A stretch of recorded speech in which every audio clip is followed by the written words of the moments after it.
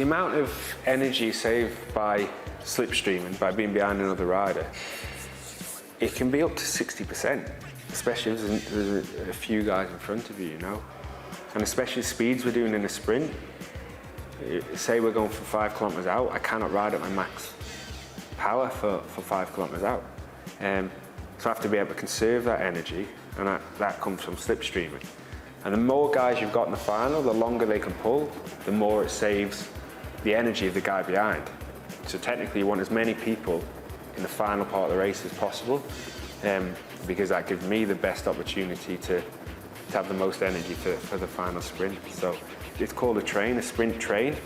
It's technically the riders or the carriages just pulling each other along, ready for the final sprint.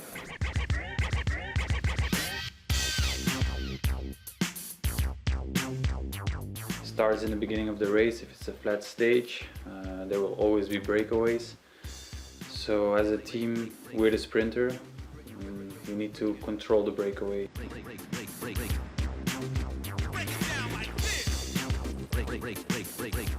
You can go to Lotto and ask, we put one guy, can you also put one guy to take the breakaway back?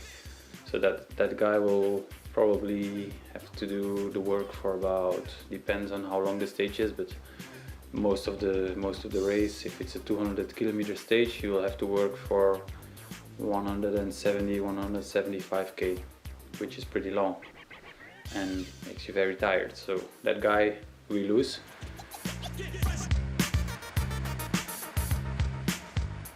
The real chaos starts like already 25 k's out, and when teams, especially in the Tour de France, when teams get nervous and everybody starts lining up at the front, you really have to fight for your position on the last 25 k's and not being caught in a crash or being too far behind.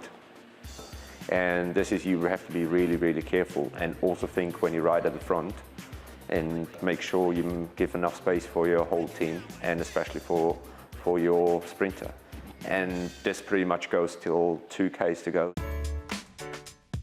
You need minimum 2 guys to bring the real train, which is most of the time 3-4 guys, into good position, which is the last 5k. There you need minimum 4 guys.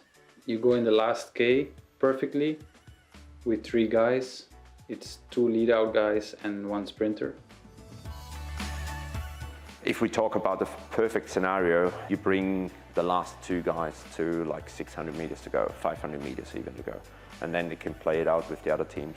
But that's perfect scenario, happens like twice a year. The lead-out man, he has to come to 500 meters, the sprinter in the wheel of his lead-out man. The lead-out man has to slowly bring the speed up, not like that. Slowly go to the high speed to launch a sprint.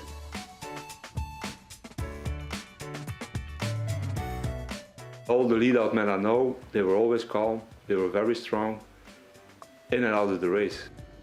They just have that little bit of extra feeling, just to keep always the nerves in one piece. A lead-out man who panics, that's like a horse with a carriage behind. If you panic once or twice, then it means you just are not ready for that job.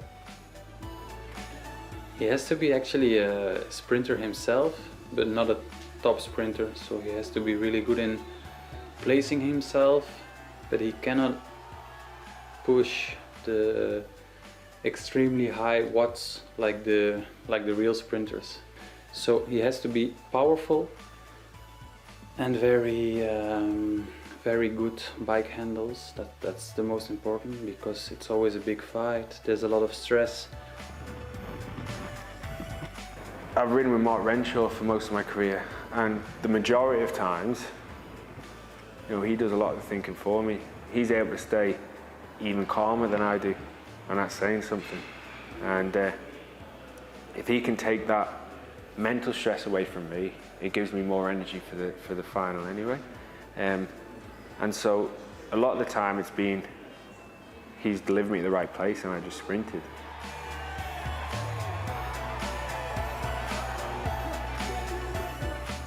the last man and the sprinter, they really have to connect in and out of the race. They really have to trust each other. And if the lead-out man makes a mistake, he makes a mistake, but the sprinter usually follows. He never doubts the lead-out man, and that trust you have to build race by race, sprint by sprint, and the better it goes, at a certain point they just feel each other.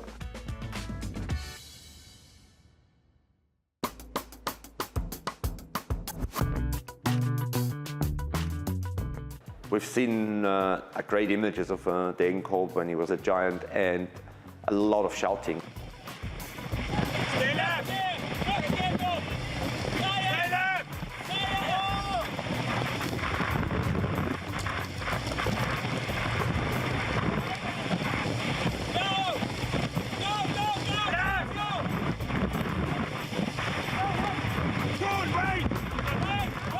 So this is also different characters. It's like some sprinters don't say a word. It's like Mark Cavendish would barely saying a word. It's a different mentalities, different personalities, and both ways work. With Marcel was really special because if you see his sprints, he could really still win out of a position where not many sprinters can win. He can come from 3 or 4, even 2 or 3 lanes back, he can still win.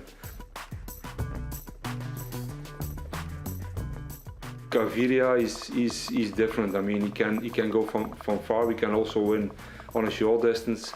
But the main difference is he always follows. He doesn't need much space to follow. Even in the smallest gap, he will follow.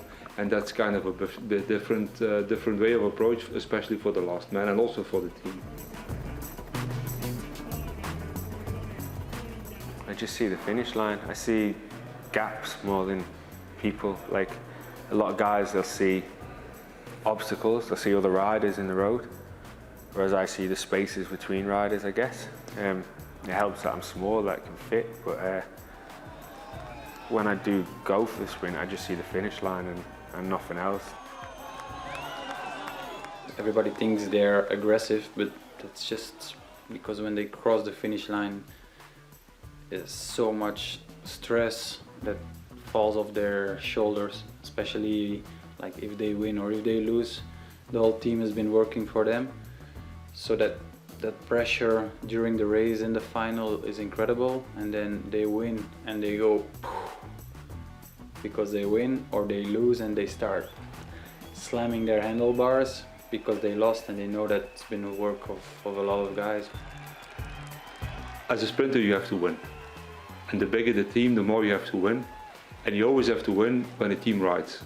Because if your team is riding, you're always nervous because you have like 7 guys who just work the whole race for you to win. That doesn't mean if you don't win, they are upset or they're sad, but you know by yourself, next time you have to just win again.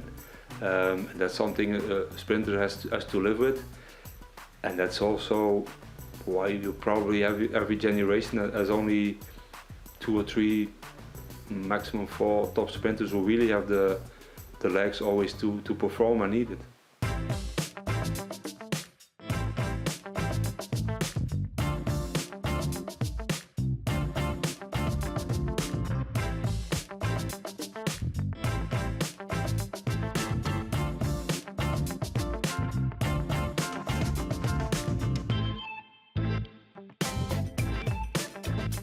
It has changed, but it's still the same. I mean, it's. I think the first real lead-out train was built around Cipollini in our days. I had my train with Zanini, Museu, Peters, those guys. But it always has been a kind of organized chaos. I think the last team that really everybody worked for the same victory was HTC. And when we had Kim Kirchen going for GC, but still also being there in the lead-out, Mick Rogers being up there in GC, but also being there 2Ks to go. So I think since that we haven't really seen that anymore. When teams, especially in the Tour de France, when teams get nervous and everybody starts lining up at the front, also GC teams, they're going for the general classement with their leaders, and what we always see in the first week. Then you have Team PMC, Team Sky, Movistar, everybody's lined up, plus the sprinter teams, and you see 7-8 trains next to each other, and it looks more like a horse race.